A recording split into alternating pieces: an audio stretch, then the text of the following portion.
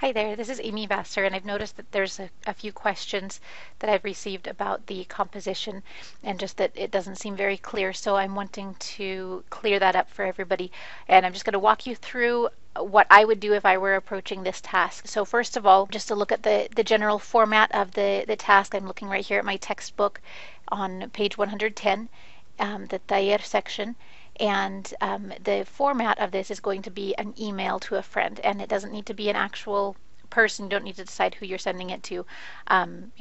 Just make up a name, or you can put in the name of one of your friends. But that's what you're doing here is sending an email.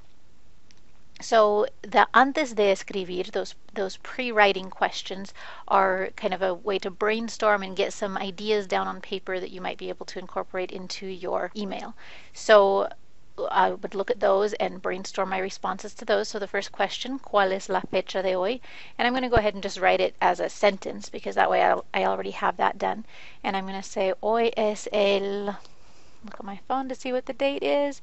Hoy es el 17 de octubre. The next question asks, ¿Dónde estás? And I'm going to say, Yo estoy en casa. And then just as a way to extend this a little further, and you can do this or not as depending on how comfortable you feel, I'm going to say voy a ir, I'm going to go a la universidad hoy. ¿Te gusta la universidad? And rather than answering this as a yes or no, I'm just going to make a statement because that's what I would be incorporating into my email. And I'm going to say, me gusta mucho la universidad. The next question, ¿qué estudias este semestre, or este trimestre, o este año? I'm going to say, este semestre, estudio español.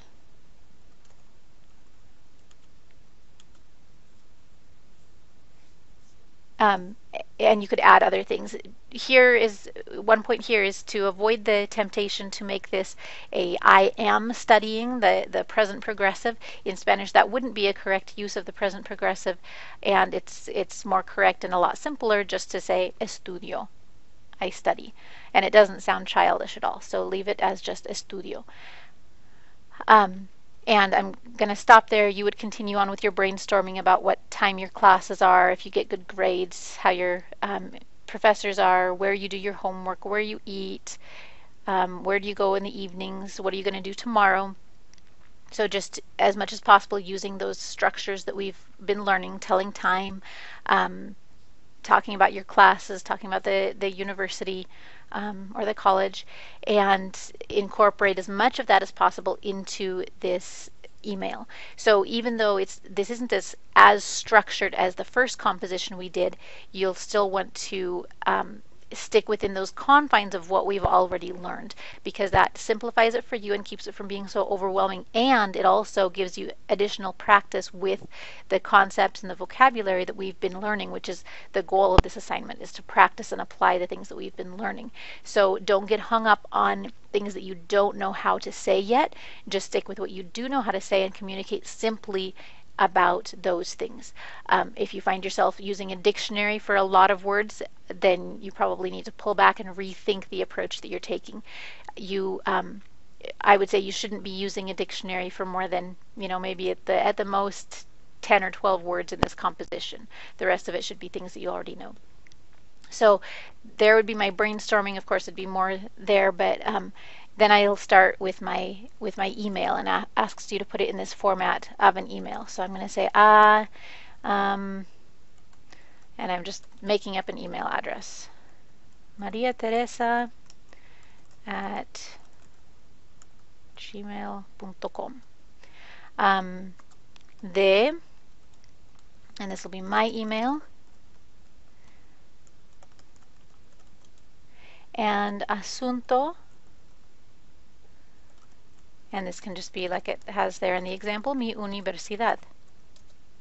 Okay, so the topic of this email is going to be talking about my experience at college. And I would do this just like I would any email to a friend.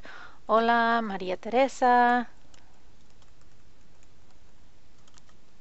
I might start with, and it doesn't show this in the example, but I might start with ¿Cómo estás? Yo estoy muy bien y estoy muy ocupada. I think that's one of the adjectives that's covered in this chapter. Estoy muy ocupada. I'm very busy con la universidad. So if I'm talking about my life as a student, it would be appropriate to talk about being busy with school.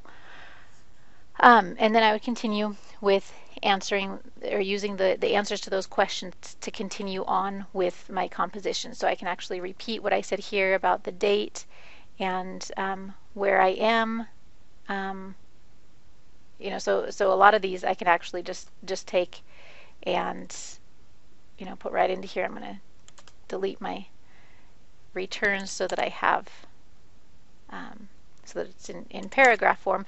But even though there aren't a lot of great transitions in this paragraph, it still works. Hoy es 17 de octubre, yo estoy en casa, voy a ir a la universidad hoy, me gusta mucho la universidad, este semestre estudio español, and whatever other classes you're studying. So it's very simple, it's very basic, but that's entirely appropriate.